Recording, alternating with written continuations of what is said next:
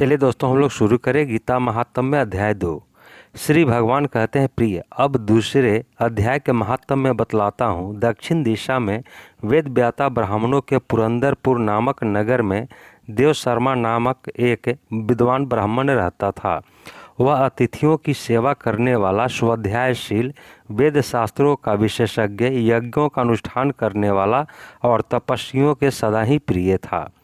उसने उत्तम द्रव्यों के द्वारा अग्नि में हवन करके दीर्घ काल तक देवताओं को तृप्त किया, किंतु उस धर्मात्मा ब्राह्मण को भी कभी सदा रहने वाली शांति नहीं मिली।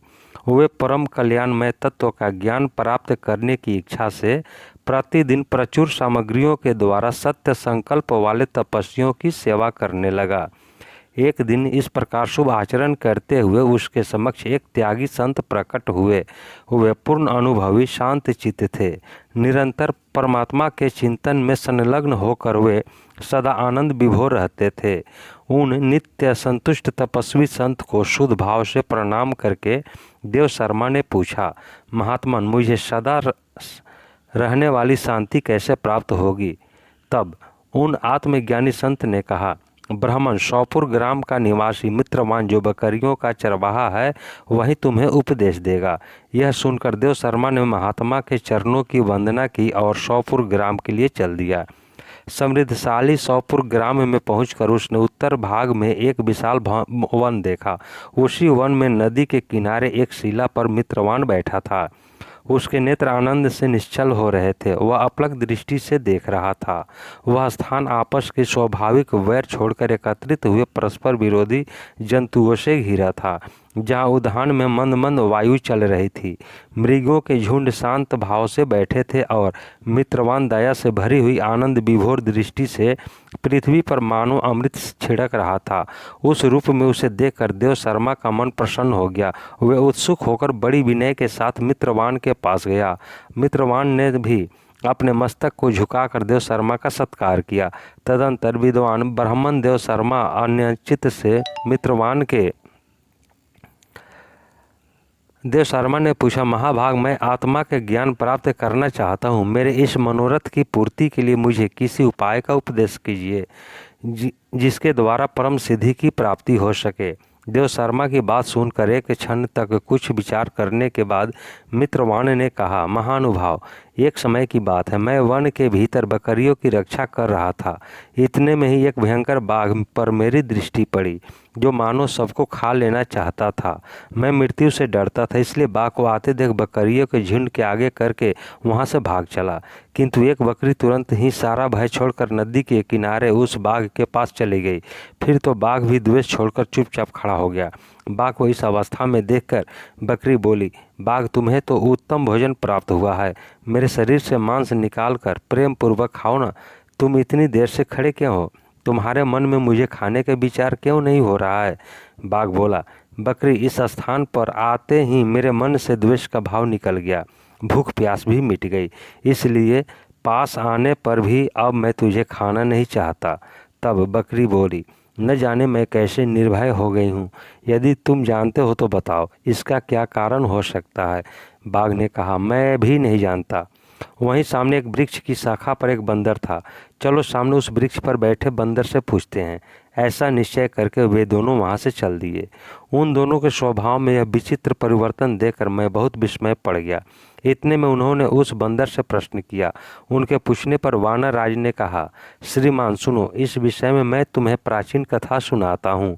यह सामने वन के भीतर जो बहुत बड़ा मंदिर है, उसकी ओर देखो। इसमें ब्रह्मा जी का स्थापित किया हुआ एक शिवलिंग है। पूर्व काल में यहाँ सुकर्मा नामक एक बुद्धिमान ब्राह्मण रहते थे, जो तपस्या में संलग्न होकर इस मंदिर में उपासना करते थे। वे वन से फूलों का संग्रह कर लाते और नदी के जल से पूजनीय भगवान शंकर को स्नान कराकर उन्हीं से उनकी पूजा किया करते थे। इस प्रकार आराधना का कार्य करते हुए सुकर्मा यहाँ निवास करते थे।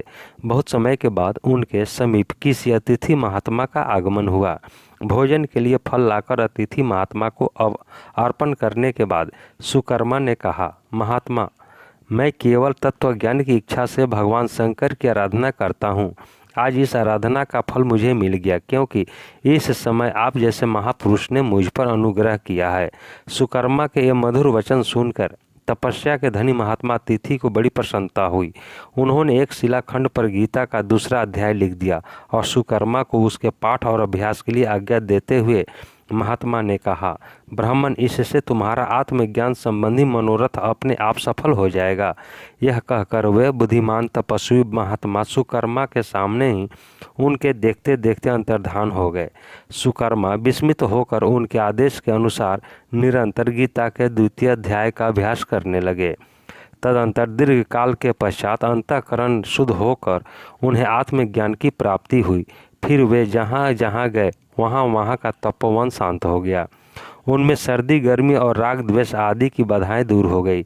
इतना ही नहीं, उन स्थानों में भूख प्यास का कष्ट भी जाता रहा तथा भय का सर्वथा अभाव हो गया। यह सब द्वितीय अध्याय का जप करने वाले सुकर्मा ब्राह्मण की तपस्या का ही प्रभाव को समझो। मित्रवाण कहता है, वानर राज के इस प्रकार बताने पर मैं प्रसन्नता पूर्वक बकरी और बाघ के साथ उस मंदिर की ओर गया जहाँ जाकर शिलाखंड पर लिखे हुए गीता के द्वितीय अध्याय को मैंने देखा और पढ़ा। उसी का अध्ययन करने से मैंने तपस्या का पार कर लिया है। अतः भद्र पुरुष, तुम भी सदा द्वितीय अध्याय का ही अध्ययन किया करो। ऐसा करने पर मुक्ति तुमसे दूर नहीं रहेगी।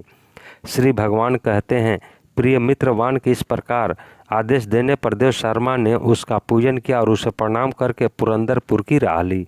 वहाँ किसी देवालय में पूर्वोक्त आत्मज्ञानी महात्मा को पाकर उन्होंने सारा वृत्तांत निवेदन किया और सबसे पहले उन्हीं से द्वितीय अध्याय को पढ़ा। उनसे उपदेश पाकर शुद्ध अंतःकरण वाले देव शर्मा प्रतिदिन बड़ी श्रद्धा के साथ द्वितीय अध्याय का अध्ययन करके ब्रह्म ज्ञान में लीन होकर परम पद प्राप्त हुआ। दोस्तों, यह वीडियो आपको कैसा लगा? वीडियो को लाइक करें, शेयर